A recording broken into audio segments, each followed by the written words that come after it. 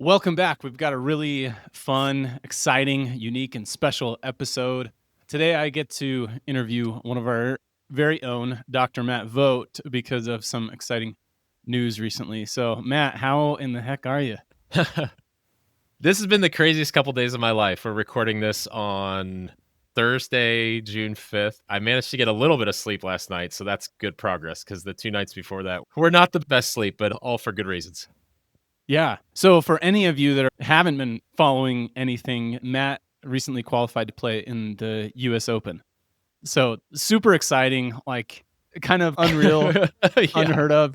So today we're gonna just kind of dive into that. Like it's just kind of a fun episode where, this kind of goes into another aspect of your life that haven't really talked about Mhm. much, and can just go all in on this. Kind of like put aside all the TLP stuff. Although, Yeah. like of course, a lot of the mindset and stuff plays into it. Let's start back at the beginning. Talk a little bit about just your history in golf. Like, what was it like? How much did you play? When did it become like something kind of serious for you? Yeah, I think that's a great place to start because when you tell people as like a 34-year-old that you play like amateur golf, they're like, what does that mean? Like, are you Yeah. going out and playing scrambles, drinking? Like, what are you doing? Yeah. So basically, like my history in golf, I grew up playing baseball and I picked up golf in high school and just fell in love like a lot of people who love golf do. You're out at the course with your buddies, dawn to dusk, just being a kid. So did that, got pretty good, got a scholarship to play golf at Butler University here in Indianapolis. I only played for about a year and a half. It was hard. I wanted to focus on school. I probably wanted to focus on having fun and doing stuff I probably shouldn't have been doing as well. So I ended up only playing about a year and a half at Butler. And then obviously getting through school, got into dental school right after college. And that's obviously a very demanding time. And really didn't pick up a golf club. We had some time. I always joke like third year is probably the easiest year of dental school. So like third year, we were getting done with patients and yeah, going to play some golf sometimes. It wasn't until about 2018. So I started my practice in 2018, the spring, and then joined a golf course here locally and just kind of caught the bug again to play golf. And year over year, the best way I can describe it is like year over year, my practice improved, which afforded me time and some flexibility to play and practice outside of being a dentist, being a practice owner. A lot of the time before kids, it's go straight from the office to the golf course, play, practice, same thing on the weekends, just have fun with it.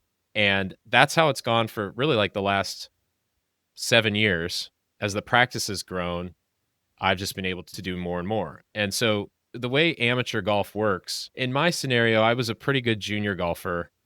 I did a few good things in college, but I never tried to play professionally. So there's a group, and it's a fairly big group of people in their 20s, even 30s or older, who either tried to play professionally and didn't make it and went on to get jobs and became amateurs again. Or there's obviously a lot of college kids or just recently graduated from college who are amateurs who are very good at golf. And that comprises the group of amateur golfers around the country who are really good at golf, who want to pursue it really for the love of the game. And there are lots of tournaments, very well known tournaments for those groups of people around the country and oftentimes around your state, depending on where you're living, that guys play and make time out of their schedules to go do these things just for the love of the game and the love of improvement. So that's the kind of golf that I play. And I've talked about a little bit on the podcast. And just year over year, I've had more time and availability to do it and just seen gradual improvements in my game. And then here we are at the US Open. So it's funny because the initial media coverage of this, I mean, I stepped on the golf course on Monday, and we can talk more about how I got there and how it all went down. But I stepped on the golf course on Monday, and I played 36 holes. You play all day, and I step off the golf course, and I'm just instantly, I guess, famous in a way. Like, Yeah. just with all the Yeah. coverage, it's Yeah. freaky. Like I had Yeah. 416 texts on my phone. I Oh gained my like a gosh. thousand Instagram followers while I was on the course. Like insane.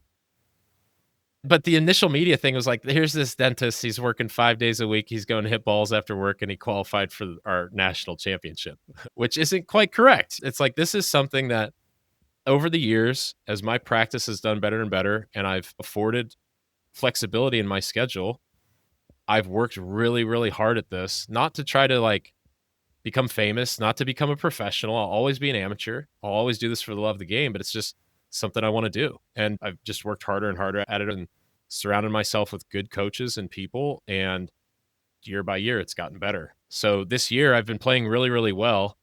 Why? I don't know. Sports and improvement, they're not Sure. linear, right? Yeah. Yeah. So the way US Open local qualifying works is you have to get through like a first stage, a local stage, which was here in Indiana. And I shot like 3 under and made it. It's like When was that? that was like last month. That was a few weeks after my dad passed. And it was even just getting through that stage is like a big accomplishment. It's really cool. And then basically there's like 10 spots around the country that you can go to for the next stage. And that's when it's like, this is the real deal. Like there's pros that you see on TV. There are aspiring professionals who might not be on the big tours yet who are all vying for these spots. So I know I'm going on and on, but I'm trying to give the best context I can. Yeah. The first one, though, for the local one, did you have to win that tournament? Yeah, it's hard. It's 18 holes. And in my site, there's 4 spots available for 82 guys. So Gotcha. basically, yes, I shot 3 under, the top guy shot 4 under, and that's how I made it through. It was like tied for second. Yeah. Okay, so then you tied for second, and then you get the invite to Wine Valley. Correct. So let's say there's 100 local sites around the country. All the local places feed into these 10, it's called final qualifying sites. You know, there's spots all around the country. And the way I ended up in Washington State for this was I just did research on the golf course. I hit it really far. I saw like a big, wide open, long, tough golf course. I'm like, that sounds like a good fit. Let's go out there and do it and go see a state that I'd never seen before because it's gorgeous out there, man. It's like, did you travel through there on your RV trips? Yeah. Yeah. We were in 3 or 4 different places. So we were in Washington for about a month. Okay. Yeah. It's gorgeous. Like, yeah. I couldn't believe Really, it. Yeah. So that's how I ended up at that site. And I didn't realize, I guess I expected that you would qualify and then they would just assign you to a certain one. It's really cool that you could strategize and look at the course and say, oh, this one maybe fits my strengths a little bit more.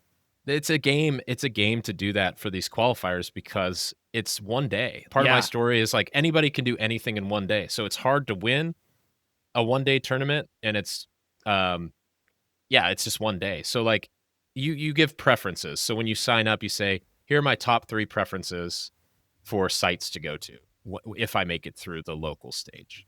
And there are guys who have status on tour. They get their first pick a lot of the time. So honestly, Washington was kind of remote. So I knew I would go there picking it. And there's some strategy. Like the PGA Tour, for instance, was in Columbus the week before the qualifier. So you could go to the site in Columbus, but you're going to meet up with all the guys who went straight from the PGA Tour event to play in that event. If you know golf, like Ricky Fowler, Max Homa, all these big names are playing there. So again, it's kind of a strategy. Do I want to stay local and try to beat all these guys who are better at golf than me? They do it for a living.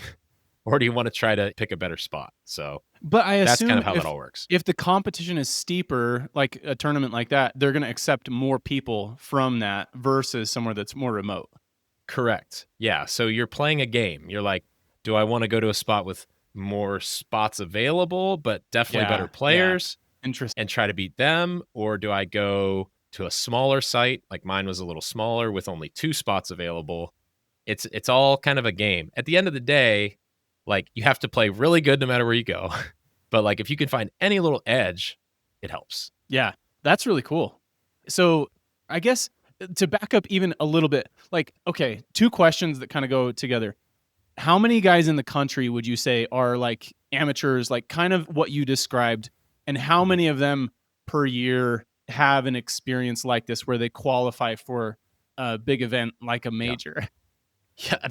Yeah, dude, it's nuts. I can't even like you say it out loud and like I'm like, what?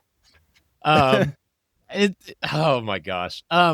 So there are a good amount of like college, if we're talking about the US Open, like a major event, there's a good amount of a handful of college kids. I think in I don't know the exact number. I think there's maybe 10 amateurs that qualified for the Open this year. Some of them doing what I did on Monday, and then some being exempt from like winning big amateur tournaments. Most of them are these college kids who are like, they're going to be professionals. This is what they do. It's glorified professional golf for them already, and they're very, very talented. It's really, really rare for someone who's just kind of like in their professional life or in Yeah. their career. I'm getting way into the golf weeds here, but like you're called a mid amateur if you're 25 and up. That's like a Oh, okay. category of play. So for a mid amateur, I think I'm like the third guy in the last 10 years or so to Well, get out of the Monday qualifying into the Open. So yeah, it's just surreal. yeah. Yeah. Yeah. So it sounds like this whole time, okay, you do it for the love of the game. Like you Yes. enjoy going, you enjoy pushing yourself. Like at what point did you think, hey, I could have a shot at something big? That's a great question. So golf is funny because let's be honest, being a high achiever in anything is interesting because you almost have to have this delusional confidence in yourself. You have to be very resilient in a sport like golf or in trying to start a dental practice or whatever. Like you're going to fail a bunch, you're going to mess stuff up. People are going to think you're crazy. They're going to tell you not to do it. You just have to have this self-confidence that's almost kind of delusional. Yeah. So I don't have a perfect answer, but just like anything, you stick to a process year after year.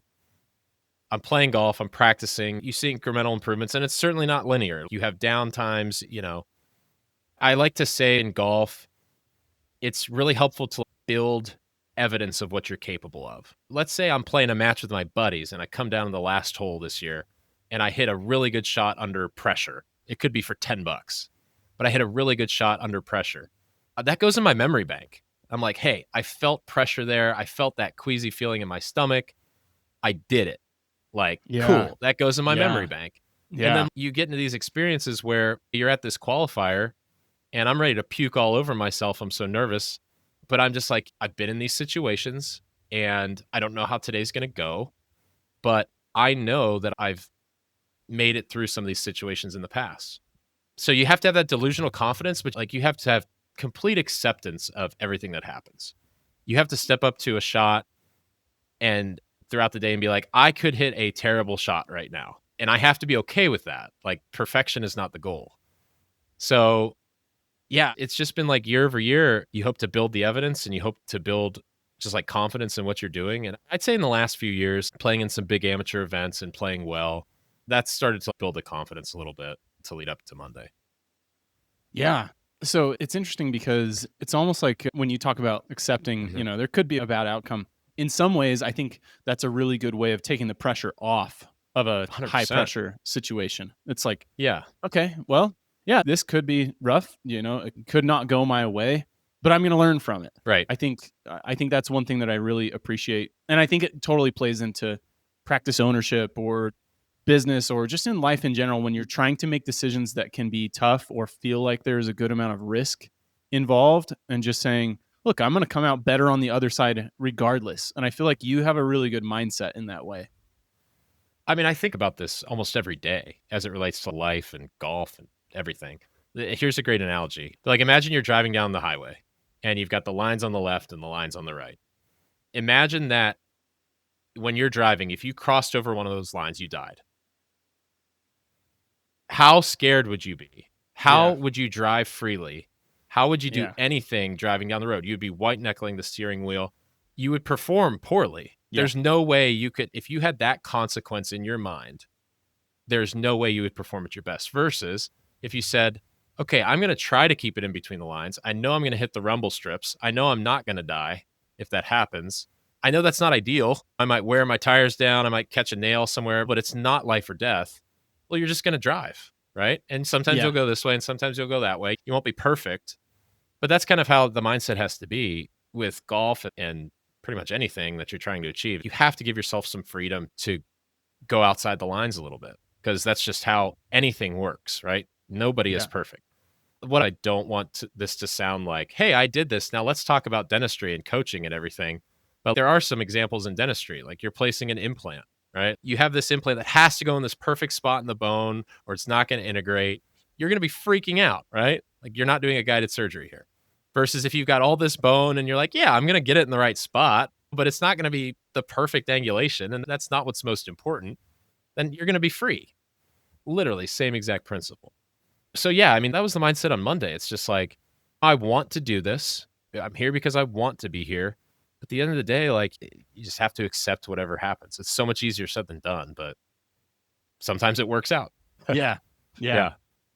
So talk through Wine Valley a little bit more. Yeah. Were there any like pivotal shots or holes or like turning points for you? Was there anything that like kind of went wrong that you had to recover from? So this will be fun.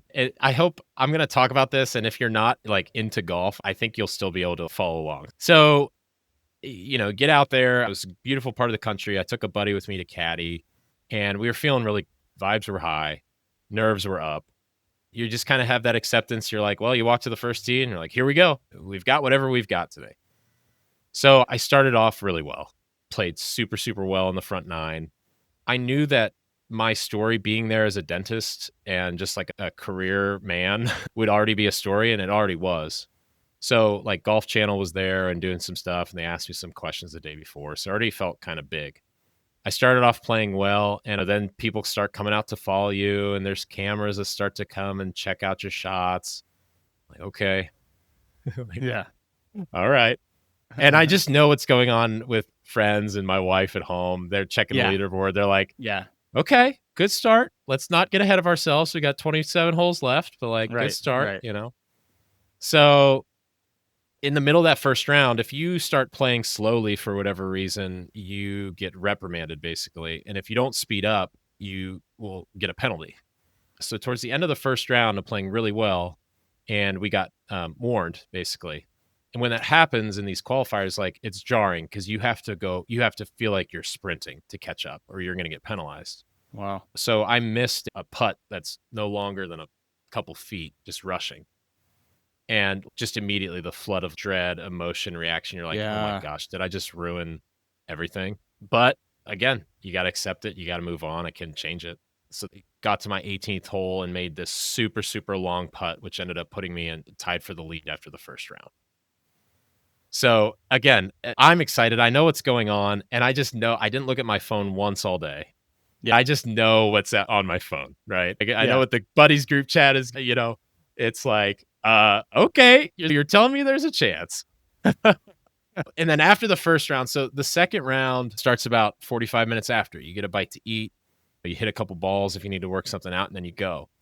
And at that point, Golf Channel, cameras, multiple cameras on every hole. The guy I was playing with actually got the second spot. So we were both playing really, really well. And it was a big story. Yeah. You stuck it the whole last round. Yes. So at the start of the second round, it felt a lot different. It's like, okay, here we go. Yeah. They're following us both. And nerves, crazy nerves. And the second round started out okay. Nothing really crazy happening.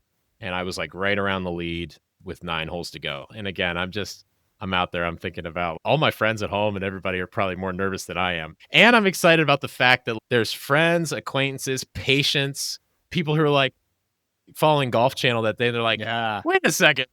I know that guy. Yeah. So then honestly, the last 9 holes, like, I blacked out. I played amazing. Golf Channel had some live shots, which I'm sure a lot of people have seen. I just hit some amazing shots. And the last few holes, there's a live leaderboard. So I check to see what's required to try to win or accomplish something. Yeah. I knew I had like a 2-shot cushion.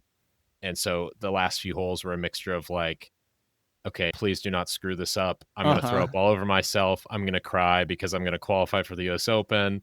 What is going to happen in the next couple days? Because this is insane. All that stuff. And then, it was very ho-hum the last few holes. And then like afterward, it's just like, I don't know whether to cry. I don't know whether to scream. I don't know what to do. And then the last 2 days have been an absolute circus. Just a total circus. Because the tournament starts next week. I'm leaving on Saturday. I'm driving back to Pittsburgh.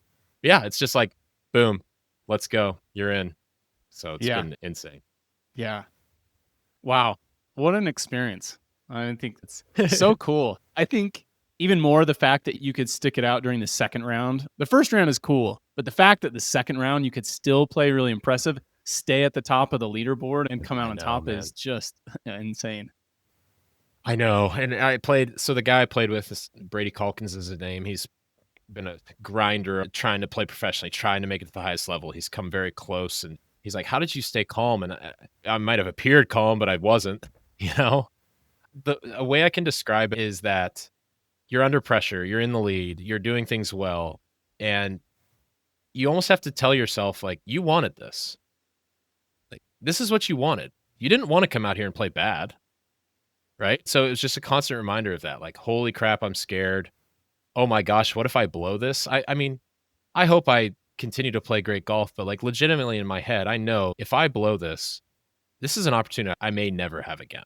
Yeah. Like being realistic. Yeah. So that's running through my mind. The golf course, Oakmont Country Club, where they're hosting the US Open, is where I caddied in high school and college. It's a place that means so much to me. Pittsburgh means so much to me growing up there. Like all of this is running through my head. Yeah. And I just, dude, Nuts. I don't know. Like I'm a man of faith through and through and through. And like, I truly believe like something was at work that day. Like I really, really do. I got through on my own merit. I played well, but like I just felt I don't know how I felt, honestly. Good breaks needed to happen. Good bounces needed to happen, certainly. Like that's how golf works. Sure. But man, I just I still I'll never forget it. I'll never forget it, honestly. Yeah. Yeah. When did you find out? Like, when did you find out that it was Oakmont? It's way in advance. So they have it set up for like a decade. Oh, wow. Okay. They have the sites picked out because it's a bit, I mean, it's a huge thing. These are golf courses that know what they're doing. They host events. This is blue chip golf courses around the country. Oakmont's like one of their main ones now, honestly. But yeah, they announce it like years in advance. And to go back there where I kind of caddied and to my hometown, like, yeah, it means 10 times more than if it were held anywhere else. But it was tough. I tried to just not think about it because it would just get too emotional. There would be too much on the line if I'm like, okay, what a cool story this would be. Right. Like, how neat would Right. this be? It starts to creep in your mind, obviously, but I just tried to block it out as much as possible. Yeah. Yeah. So here we are, trying to make Yeah. plans, trying to figure everything out. It's funny. I had a client call this morning. She's like, how do you have time to do this? I'm like, I don't know. This is important. What am I going to Yeah. cancel on you? Yeah, Right. no. I had calls yesterday too. So it's a very weird feeling. I worked at my practice last week. A client call scheduled this week. Like I'm still me, but yet here's this thing that's happening beyond my wildest dreams. So it's been awesome, but like kind of a strange couple days, just kind of processing it all and just what life after next week, like, and life goes back to quote unquote normal. Like, what does that look like? And it's just, I'm still me, but things are a little bit different with what's happened over the last couple of weeks. Yeah. It's like you get, like you're used to living just your normal life. And then all of a sudden you get put under a microscope and that gets like broadcast. And so all these people are now aware of some of these minute details that they never would have been otherwise. And so it all just gets amplified and highlighted that never would have happened. Yeah, it's crazy. Again, I don't want to make it all about that, but like we talk all the time about how you do have to have a thick skin, especially in our profession in general. You have to know in your heart of hearts that you are, in the case of dentistry, you're taking great care of people, you're taking care of your team, you're doing everything you can, you're making an honest effort to be a great person and a great dentist. And then ultimately, you have to accept that some people won't be cool with that, right? Yeah. And that's so much easier said than done, like so much. And that's what this process is. A lot of this has been. Now, the outpouring of support and all the media stuff, it's been awesome. But yeah, like there's plenty of people who wonder why I'm not working a total full week clinical schedule or I'm a fake dentist or all of these comments. And that kind of hurts when you initially see them. But again, I know in my heart of hearts, the good things I do or I try to do for my patients and my team, I know I'm not perfect. And I know that some people would see what I'm doing and be like, I don't like that, or I disagree with that, or that makes me angry. And at the end of the day, I have to be okay with that. It would be different if I were doing something nefarious or dishonest or scamming people or lying to people. Yeah, that's a completely different situation. But if you know in your heart of hearts that's not the case, then you got to be okay with the chatter and the opinions of others. Yeah. Interestingly, when we moved here, got everybody like exams and stuff. So one of my kids got glasses and she was Mhm. very self-conscious about it for a little bit. And I was talking her through it at one point and she said, "Well, I'm afraid that I just look like a nerd from like all the movies and stuff that I've seen." And I said, "Okay, so the idea is that you're a nerd." And I said, "Where did that idea come from? Where does that Hmm. exist? Like, is that in everybody else's head? Where does that idea really exist?" And she just kind of looked up and then she like pointed to her mind. And it Mhm. was like that I don't know why, but that clicked for her. It was like, "Oh, it's just in my mind." And so like she went on Mhm. after that and like it wasn't a thing anymore. Mhm. And I mean, lucky that, it turned out that way. But I've found that as well over the years as I've been vocal about my journey in dentistry and I've received criticism online in different places. Like, I honestly, in reflection, I think it never actually hurts unless I partially believe it myself. Yes. Once I can get through it and be like, no, I know who I am and I know how I treat people and I feel good about that. So I don't need to listen to that noise because it's not accurate. Yeah, I mean, it's funny because there has to be a balance with how much you care about what other people think. If you showed up to your practice and were wearing pajama pants and people thought you looked like a slob, you can't be delusional. You're like, "Yeah, you look like a slob. This is stupid. What are you doing?" You know? Like, there are some things like that that you can't just say, "Do whatever you want," and not care about what people think. Like, I was having a conversation with a client the other day. We were talking about getting good reviews or patient perception of the office. It's very important what people think of your office. It's not that you can just totally ignore what people think of you. You go do bad things or you treat people poorly and you say, "I don't care."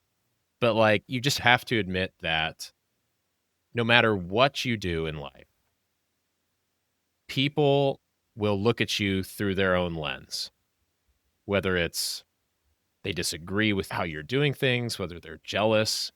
Most of the time, the things that people say are a reflection of their internal state, and Yes. a reflection of them most of the time. Like, none of us are perfect by any means, but it's just one of those things that we all have to process in life. In my case, it's just been a whirlwind of a few days in that way. But my goal with this is to just show people like you can do whatever you want to do, like not to get totally inspirational, delusional here, but you can accomplish anything you really want to accomplish with your life with intentionality and with sacrifice. And that we all make choices with our time, with our energy, with how we live our lives. And if you want to do one thing, if you want to say yes to one thing, then you probably have to say no to a lot of other things too. And so the message I hope to get out as I get to the open, I want to play great in doing more media and just getting my story out there. Like, that's what I hope to. It's like you can accomplish cool things. You can. It's never too late to do cool stuff. Yeah, and even going back to what you talked about, like, just the love of the game. I think even if you never qualified for something or had this experience, like, you're enjoying the journey along the way. You've had a lot of fun, and who knows Mhm. where this is gonna go. Like, even in one of your interviews, I heard you talk about just really being present, and I've heard you talk a lot about that in the last couple years as we've been working together. Yeah, When did you kinda develop that mindset and desire to be present, and why is that so important to you? that's a great question. Before we even started working together, I had some difficult times in the practice. I had some difficult times in my personal life. And a lot of those stemmed from my self image and from just thinking about the future and worrying and just like not being present in life. It's funny how life events can cause you to have perspective. And it's kind of cliche, but like you have your first child in my case, you get married or the passing of a loved one, and you realize I don't have all the time in the world on this earth. I hope I have a lot of time, but I probably should soak this all in while I'm here. It's like stoic mindset, right? Like memento Yeah. mori, you're going to die. You have to be cool with that. Like if you think I'm going to die, you better savor the time that you have, no matter what's going on, right? Good stuff, bad stuff. I feel like it was an intentional focus on that, but it was also just getting older, you know? Yeah. Like it's funny, we think we're always just the person that we are. Like we are always in this very moment. With every second I'm getting older, it's tough to see into the future. But like sometimes I think we just maybe need to have patience and just realize like you're going to get older, you're going to have life experiences, you're going to grow up. That's what a lot of it's felt like for me, honestly. You're young, you think you have all the answers. Time goes on and you're like, yeah, I don't have all the answers, and that's okay. Yeah, I love that. Those are really good points. In some ways, when you realize the finiteness of this physical life that we have, you have a little bit more of an ability to appreciate what's right in front of you. Yeah. And, to be honest, a lot of it's revolved around my faith, and that aspect of my life, which is the most important part of my life. And I think for me, just wanting that present feeling and that intentionality about what I'm doing in life, I think it's just getting priorities in order too. Yeah. We all know how that feels when our priorities are out of whack. And a lot of the time, that can be not because of our own desires or what we've done, right? The passing of a loved one or some emergency, like, yeah, that throws your priorities out of whack for whatever amount of time. And we don't like that. But I think that's a big part of it too. Yeah. Yeah. Um, Part of what I want to talk about and is just get your thoughts like, okay, what are your thoughts going into the US Open? Like, are you thinking, okay, here's my normal routine. I'm going to do this. This is how I'm going to go through it. You have all this experience background with Oakmont. How much do you kind of think, okay, I'm still doing the same thing versus like, here's my approach and my strategy. Here's what I'm going to try and do. What are your thoughts? Yeah, that's a good question. Well, like first and foremost, it's funny you do stuff like this and people are like, "Are you a professional golfer now? Like, is that what you're going to do?" It's like, "No, I'm not a professional golfer. I'm going back to work 2 days after the Open, no matter if I finish first or last." I can Yeah. guarantee that. Now, if that prior scenario happens, it Maybe. will change things a little bit. But no, that's not happening. So I'm still me. And I think in playing a decent amount of tournament golf, my mindset is to soak everything up from a personal standpoint and just from a, hey, this is an awesome life thing. Like, I'm going to have so much family there, friends. I know I'm going to get there when spectators can come in on Monday when you start to practice and play the course and the actual tournament starts on Thursday. And I'm so excited to just show up and walk down the fairway and be like, oh, hey, there's Chaz from high school, one of my best buddies who I haven't talked to in a while. Like, there's my buddy Kendall from dental school who flew in. Like, it's just going to be awesome. And I think I'll probably get the chance to play with some guys in these practice rounds and obviously in my actual rounds that are guys you see on TV every day. And Yeah. I'm going to try to give myself like a moment to be starstruck a little bit, you know. Yeah. These guys are like, a lot of them are younger than me, but still just soak it all in. Be nervous and just appreciate everything. And then as the start of the tournament gets closer, just stick to my routine. Like, I think in these scenarios, and honestly, with how wild the last few days have felt, like I just want to continue to be me. Like, I don't want to try to be someone I'm not when it comes to golf, when it comes to media or all this stuff. Like, when I got home yesterday and got office in order with our team and with my associate, got TLP in order, making sure clients are taken care of, making sure you guys on top of the other stuff we do behind the scenes. And then I went to go practice in the afternoon. I was like, oh my gosh, I'm me. I'm just doing my thing. I'm just doing my routine. So that's kind of what the goal is for the week. And another thing that's important is just surrounding myself with trusted people. It's just a whirlwind. This is a huge event in the sporting world, and I want to tell my story. I want to inspire people, but I ultimately need to be surrounded by the people who know me. My caddy, my buddy, my wife, my mom, just have the people around me who can help me stay in a little bit of a bubble, because otherwise it's going to be overwhelming no matter what, but I'm doing everything I can to not let that be the case. Yeah. The thought in my mind is like, you didn't look at your phone all day on Monday at Wine Valley. Like, do you have any kind of strategy going into like this week long Oh process with man. like, okay, I almost feel like you would hand your phone over to someone else and they would filter what they can let you see Yes, in some way. yeah. Brady Calkins, the guy I played with, qualified for the US Open in 2022, and I was texting him because he went through a similar kind of scenario, and it was just kind of out of left field, even for him as a professional. And he said, yeah, I had my sister, she was my phone manager for the week. So I think there has to be intentionality there. And I don't know what that'll look like yet. I think it'll be for sure blocking or deleting social media apps by the time Tuesday rolls around or something. it'll be saying, even to my close family members, like, hey, I love you all. I'm going to get in my bubble and just try to make it feel as routine as possible. At the end of the Uh-huh. day, it's an insane scenario. The golf course is going to be by far, I mean, the hardest golf course that I play or any of these pros play this year or for this foreseeable future. It's going to be insanely difficult. There's going to be who knows, 80,000 people there every day. Just trying to stick to some amount of routine and not letting all the noise happen, I think will be important. While Yeah. also making sure look up and look at the clouds and look at the people every once in a while and be like, this is really freaking cool. You know? So I don't know. I don't have the answer, and I think that's Yeah. okay to say. Like, I just Right. don't know. Um, but yeah, there's gonna have to be some sort of like, let's just stick to the routine as much as we can. Yeah. Yeah. Dude, I love that. I love the thought process. I love where your heads are at right now. I feel like you have such a good balance between, okay, here's my strategy. I'm just going to accept that this is what it is. It's going to be different. There's these things that are going to happen, and I'm just going to I know that it's coming, and when it comes, I'm just going to let it be here. So I think that's such a, I think it'll help you play a little bit more naturally, but it also help you enjoy the experience a lot more. Really, I'm so excited.